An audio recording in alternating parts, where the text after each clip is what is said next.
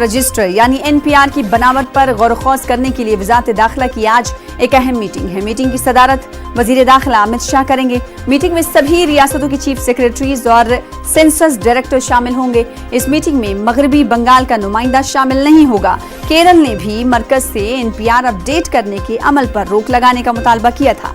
NPR updating का अमल 1 अप्रैल से शुरू होगा और 30 सितंबर तक जारी रहेगा। जहां पूरे मुल्क में एनपीआर को लेकर मुखालिफत जारी है। इस बीच एनपीआर को लेकर आज मीटिंग हो रही है। इस मीटिंग में चीफ सेक्रेटरी के अलावा सेंसस डायरेक्टर मौजूद होंगे। सबसे अहम बात यह है कि कोई नुमाइंदा मगरबी बंगाल से इस मीटिंग में शरीक नहीं होगा। एनपीआर की जहद पर आज तबादले ख्याल किया जाएगा। किस तरह एनपीआर का खाका होगा, जहद कैसी होगी, शक्ल कैसी होगी, इस ताल्लुक से तबादले ख्याल किया जाएगा। शैलेंद्र, हम देख रहे हैं कि पूरे मुल्क में एनपीआर को लेकर भी मुखालिफत का सिलसिला जारी है। इस बीच पहली मीटिंग आज हो रही है एनपीआर को लेकर।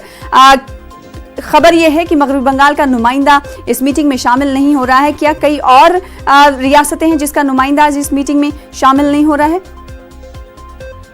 देखिए, आज की ये बैठक सुबह 11 बजे शुरू होगी दिल्ली के अंबेडकर भवन में, जहां पर लगभग सभी राज्यों के चीफ सेक्रेटरी और सेंसस जनरल यानी जो ऑफिशियल जो कि सेंसस को कराएंगे अपने अपने स्टेट्स में, वो शामिल होंगे। और इस मीटिंग को चेयर कर रहे हैं MOS होम नित्यानंद राय, और साथ में उनके होम सेक्रेटरी भी इस बैठक में मौजूद रहेंगे। तो आपको बता दें कि इस मीटिंग के लिए फिलहाल सभी स्टेट्स की कंफर्मेशन आई है। सभी स्टेट्स के चीफ सेक्रेटरीज और सेंसस जनरल इस बैठक में मौजूद रहेंगे, लेकिन सिर्फ वेस्ट बंगाल की तरफ से अब तक इस पे कंफर्मेशन नहीं आया है, लेकिन बाकी सभी स्टेट्स इसमें शामिल हो रही हैं। आपको बता दें कि एनपीआर को लेके बहुत लेवल्स पर बहुत सारी स्टेट्स में अपोज हुआ था। हमने पिछले दिनों देखा था, प्रोटेस्ट भी हुए थे।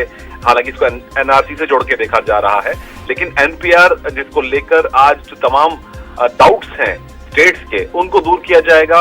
माना जा रहा है कि यह बताया जाएगा कि एनपीआर इसलिए जरूरी है ताकि जो गवर्नमेंट स्कीम्स लोगों तक पहुंच सके, तभी पहुंच पाएंगी जब गवर्नमेंट के पास सही आंकड़े होंगे, सही फिगर्स होंगे कि कितनी पॉपुलेशन के पास किस तरह की रिक्वायरमेंट है।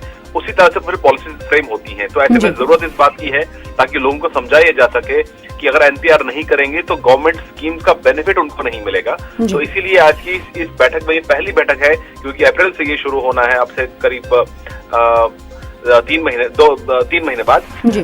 तो ऐसे में जरूरत इस बात की है कि कोऑर्डिनेशन बना रहे और सभी स्टेट्स कोऑपरेट करें।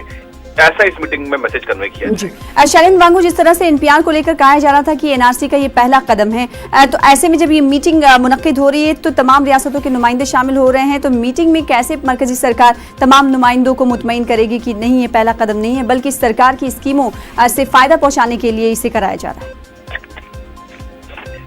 देखिए, ये पहली बार नहीं है। इससे पहले भी 2010 में एनपीआर को तैयार किया गया था, 2015 में अपडेट किया गया था, लेकिन अब एक बार फिर एनपीआर को अपडेट करने का ये प्रोसेस है। हालांकि पिछली 2 बार में एनपीआर को लेके इतना शोर शराबा हंगामा नहीं हुआ था, क्योंकि सब जानते हैं कि इसका ताल्लुक सिर्फ और सिर्फ गवर्नमेंट स्कीम्स को लोगों तक पहुंचाना है और पॉपुलेशन के हिसाब से उनको ये बताया जाएगा कि किस स्कीम के लिए किस तरह से इम्प्लीमेंट किया जाना चाहिए, कितने फंड्स उसके लिए जारी किए जाने चाहिए। तो ऐसे में सभी स्टेट्स को ये कन्वे किया जाएगा। ये सिर्फ अपडेशन प्रोसेस है। एनपीआर पहले से ही है सरकार के पास, उसको बस अपडेट किया जाना है नई इन्फॉर्मेशन के साथ।